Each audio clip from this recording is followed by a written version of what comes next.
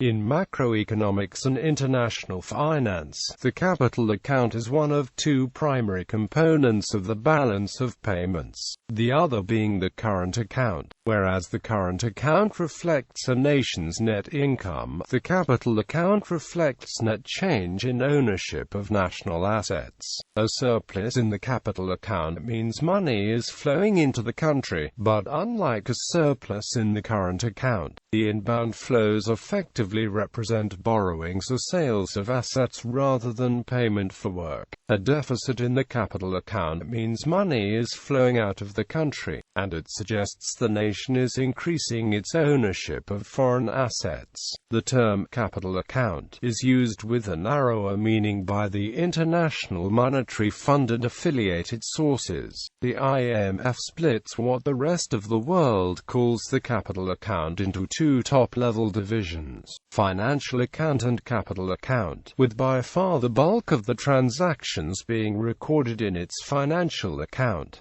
Capital controls. Capital controls are measures imposed by a state's government aimed at managing capital account transactions. They include outright prohibitions against some or all capital account transactions, transaction taxes on the international sale of specific financial assets, or caps on the size of international sales and purchases of specific financial assets. While usually aimed at the financial sector, controls can affect ordinary citizens. For example, in the 1960s, British families were at one point restricted from taking more than £50 with them out of the country for the foreign holidays. Countries without capital controls that limit the buying and selling of the currency at market rates are said to have full capital account convertibility. Following the Bretton Woods Agreement established at the close of World War II,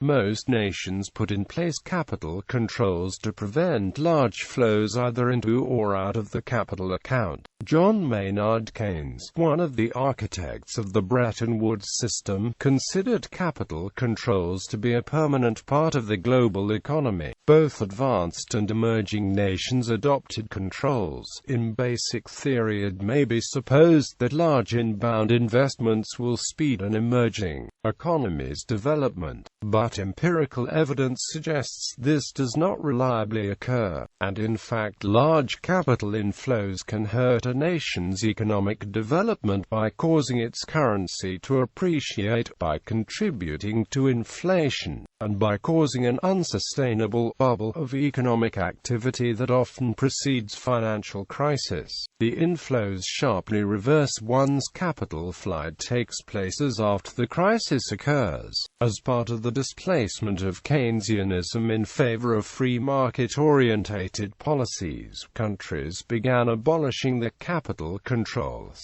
Starting between 1973–74 with the US, Canada, Germany and Switzerland, and followed by Great Britain in 1979. Most other advanced and emerging economies followed, chiefly in the 1980s and early 1990s. An exception to this trend was Malaysia, which in 1998 imposed capital controls in the wake of the 1997 Asian financial crisis. While most Asian economies didn't impose controls, after the 1997 crises they ceased to be net importers of capital and became net exporters instead. Large inbound flows were directed uphill from emerging economies to the US and other developed nations. According to economist C. Fred Bergston, the large inbound flow into the US was one of the causes of the financial crisis of 2007–2008. By the second half of 2009, low interest rates and other aspects of the government-led response to the global crises have resulted in increased movement of capital back towards emerging economies. In November 2009, the Financial Times reported several emerging economies such as Brazil and India have begun to implement or at least signaled the possible adoption of capital controls to reduce the flow of foreign capital into their economies.